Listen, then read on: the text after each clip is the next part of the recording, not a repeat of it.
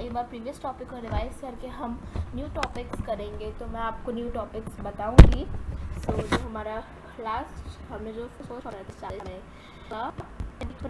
यही देखा था कि जो कुछ ऑब्जेक्ट्स होते हैं वो कुछ ठंडे होते हैं, कुछ गर्म होते हैं।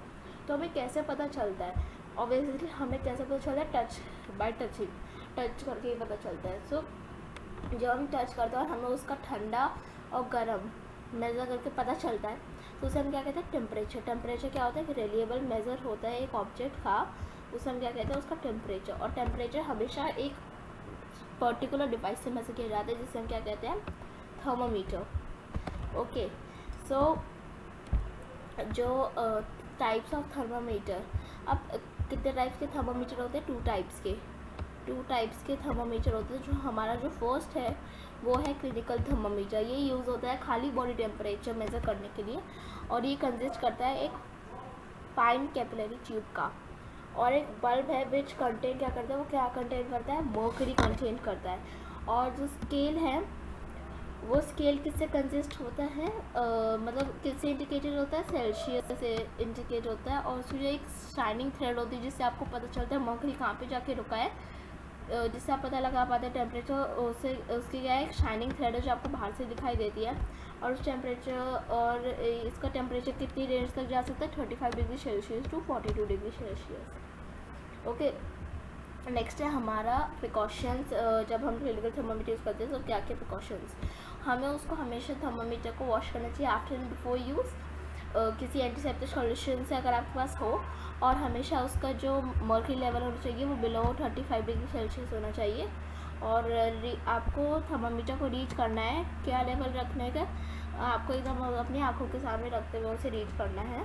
और हैंडल जो है वो थर्मामीटर को बड़े आपको प्यार से संभालना पड़ता है, क्योंकि अगर वो किसी हार्ड ऑब्जेक्ट को हिट कर गया तो वो ब्रेक हो सकता है। सो कभी भी उसको होल्ड नहीं करना, किससे? बल्ब से रीड करते हुए, नहीं तो वो आपका जो हाथ का टेम्परेचर होगा उसको वो ले लेगा, जिसका आपने चेक किया होगा उसका नहीं लेगा। तो आप कैसे मेज़र करना है क्लिनिकल थर्मामीटर को? तो आपको क्लिनिकल थर्मामीटर को वॉश करना है, मैंने आपको बताया एंटीसेप्टिक सॉल्यूशन से। उसको प्यार से पकड़ना है और उसको थोड़े से झटके देने हैं। जब तक झटके दो जब तक उसका जो मर्करी लेवल है वो डाउन ना हो जाए, किससे बिलो ना हो जाए? 35 डिग्री सेल्सियस से बिलो ना हो जाए। अब आपको प्लेस करना है बल्ब ऑफ द थर्मामीटर को एक करेक्ट मेथड में ऑफ रीडिंग में, जिसमें क्लिनिकल थर्मामीटर के अंदर आपकी टंग के नीचे होना चाहिए। और आफ्टर 1 मिनट आपको क्या रखना है? जो थर्मामीटर है उसको आपको बाहर निकालना है और उसकी रीडिंग को नोट करना है। और फिर उसके बाद आपका वो बॉडी टेम्परेचर होगा, और आपका बॉडी टेम्परेचर हमेशा किससे स्टेटेड होगा? उसकी यूनिट क्या होगी? उसकी यूनिट डिग्री सेल्सियस। और जो ह्यूमन बॉडी का नॉर्मल बॉडी टेम्परेचर होता है वो होता है 37 डिग्री सेल्सियस। कुछ लोग जो वीक होते हैं उनका 35 डिग्री भी हो सकता है, कुछ उनका कम हो सकता है, स्लाइटली लोअर स्लाइटली हायर हो सकता है कुछ लोगों का। ओके, जो थोड़े से हेल्दी पीपल होते हैं उनका 37 होता है। और एक किंक होता है उसके अंदर जो प्रिवेंट करता है मर्करी को, जो उसका लेवल है, जैसे आप मुंह से बाहर निकालो तो वो क्या करता है? किंक, ताकि वो मर्करी का जो आपका टेम्परेचर है बॉडी का वो नीचे ना गिर जाए। और या फिर आता है हमारा पॉइंट्स इसके बारे में। तो हमारे पॉइंट्स क्या है? कभी भी आपको क्लिनिकल थर्मामीटर को किसी और चीज़ को मेज़र करने के लिए नहीं लेना चाहिए एक्सेप्ट ह्यूमन बॉडी के। और नेवर इनहेल और इंजेस्ट, कभी आपको अंदर सांस लेना मर्करी को या फिर अंदर खा लेना नहीं चाहिए, क्योंकि बहुत सेवरल डिजीज़ को कॉज कर सकता है। और आजकल जो क्लिनिकल थर्मामीटर बहुत कम लोगों के पास मिलेंगे जो पुराने ज़माने के हैं। नहीं तो आजकल जो क्लिनिकल थर्मामीटर है वो किससे रिप्लेस हो गया? Digital thermometer and scanner thermometer. और मर्करी क्या होता है? मर्करी एक टॉक्सिन सब्सटेंस होता है और वो वेरी डिफ़िकल्ट होता है डिस्पोज करना अगर उसका जो थर्मामीटर ब्रेक हो जाए। इसलिए आजकल डिजिटल थर्मामीटर अवेलेबल होते हैं, और स्कैनर थर्मामीटर्स भी जो यूज़ क्या नहीं करते? मर्करी को यूज़ नहीं करते। और उसके बाद आता है हमारा लेबोरेटरी थर्मामीटर।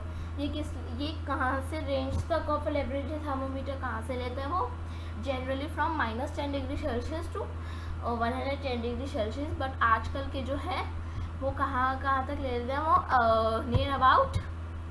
वो नियर अबाउट 300 डिग्री सेल्सियस तक अपना ले लेते हैं लेबोरेटरी थर्मामीटर में जो होते हैं। ओके, सो नेक्स्ट है हमारा क्या कहते हैं कि जो it is not use for measuring human body temperature. वो ह्यूमन बॉडी टेम्परेचर को मेज़र करने के लिए नहीं होता, क्योंकि अगर हम उसे अपने मुंह से बाहर निकालेंगे तो एकदम से वो टेम्परेचर फॉल डाउन हो जाएगा और हम टेम्परेचर को रीड नहीं कर पाएंगे। इसलिए हमें अपने माउथ में रखे कि टेम्परेचर को रीड करना पड़ेगा, but it is not possible. तो क्योंकि उसके अंदर किंक नहीं होता which prevent mercury from falling down in the temperature. Okay, तो हमारा जो आज का क्लास फ्लो है वो क्या है? Transfer of heat, conductor and insulators और sea breeze and land breeze. So चलिए शुरू करते हैं।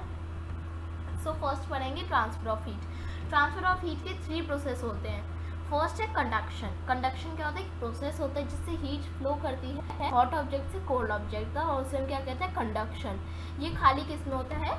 सॉलिड ऑब्जेक्ट में। जैसे कि अगर आपने कोई फ्लेम पे कोई ऑब्जेक्ट रखा और आप फ्लेम के ऊपर आपने जैसे कि एक पैन रखा, फ्लेम के ऊपर आपने एक पैन रखा और वो क्या हो गया? एकदम से वो गरम हो गया, क्योंकि जो उसके एकदम से जो नीचे जो सराउंडिंग टच कर रही होगी। Suppose this is a pan I have made here, please don't go on my drawing. Okay, so ये फ्लेम है, यहाँ पे आ गया ये।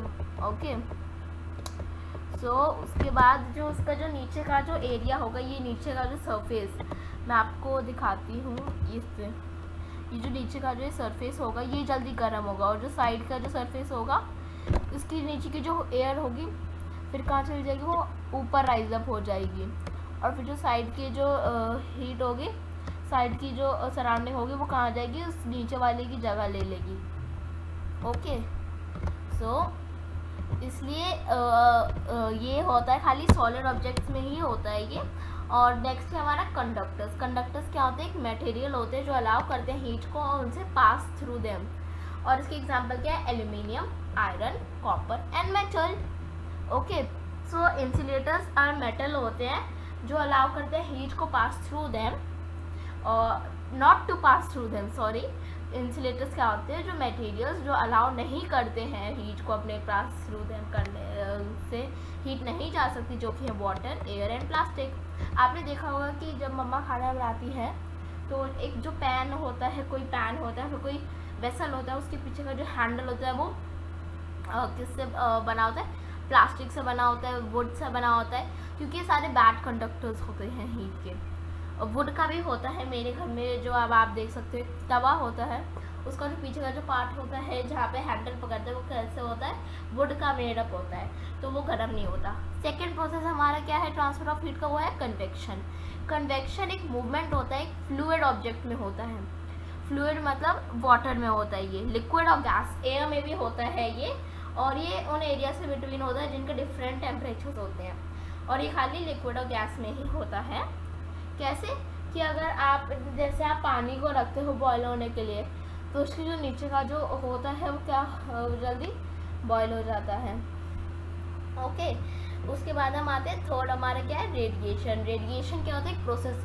अब सबसे पहले मैं आपको बता दूँ रेडिएशन क्या होता है। रेडिएशन होता है जो सन की जो रेज आ रही है ना, जो सन की जो रेज आ रही हैं उन्हें हम क्या कहते हैं? रेडिएशन। बहुत सारी चीज़ें हमारे सराउंडिंग में मैन मेड क्या है? रेडिएशन है। वो एक नेचुरल रेडिएशन है। सन हमारा एक नेचुरल रेडिएशन है। और ओके, अगर आप गर्मी में जाओ बाहर धूप में, तो मार्केट जाओ, आप अपनी साइकिल या फिर बाइक को या फिर कार को एक धूप में खड़ा करके धूप में पार्क करके रख देते हो, फिर आप आते हो जस्ट इन 2 मिनट्स वो गर्म हो जाती है। 2 मिनट्स 3 मिनट्स से जितने भी टाइम आप लेते हो उसमें गर्म हो जाती है, बट वो आपकी जो चीज़ होती है उसको इफेक्ट नहीं करती है। ओके, अब आया हमारा है sea breeze and land bridge. Sea breeze क्या होता है? कम होता है वो। Sea breeze happens during day में ही होता है, और जो एयर होती है ओवर लैंड हीट अप हो जाती है फास्टर देन द सी। जो एयर होती है ओवर द लैंड वो जल्दी हीट अप हो जाती है faster than the sea. Okay, so जो हॉट एयर होती है लैंड के ऊपर वो क्या हो जाती है? हॉट एयर जब हीटन अप हो जाती है, the hot air Heaton up and rises up, और फिर वो कहाँ चली जाती है? वो मूव करती है कहाँ? सी की तरफ। सी की तरफ, और जब वो सी की तरफ जाती है तो जो कोल्ड एयर होती है जो सी के ऊपर होती है वो रश करती है बिल्कुल एकदम से टूवर्ड्स क्या प्लेस किसके ऊपर लेने की, जो हॉट एयर जहाँ पे लैंड के ऊपर पहले थी, अब वो हॉट एयर तो सी के पास आ गई, अब जो कोल्ड एयर है वो कहाँ जाएगी हीटर अप करने के लिए अपने आप को लैंड एयर में चली जाएगी।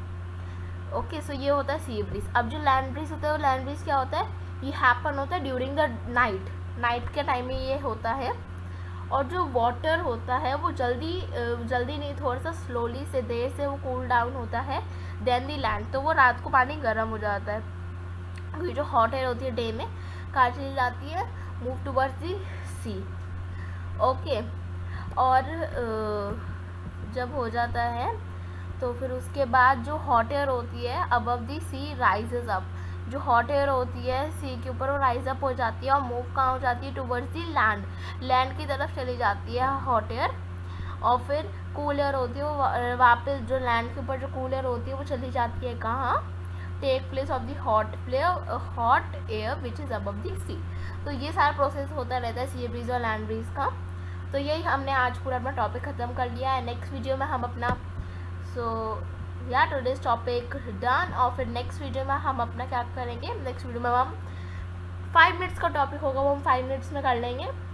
फिर उसके बाद हम एनसीईआरटी के क्वेश्चन आंसर्स करेंगे, फिर हमारा ये हो जाएगा 1 केमिस्ट्री 1 फिजिक्स और 1 बायोलॉजी का chapter. Okay, so take care and bye.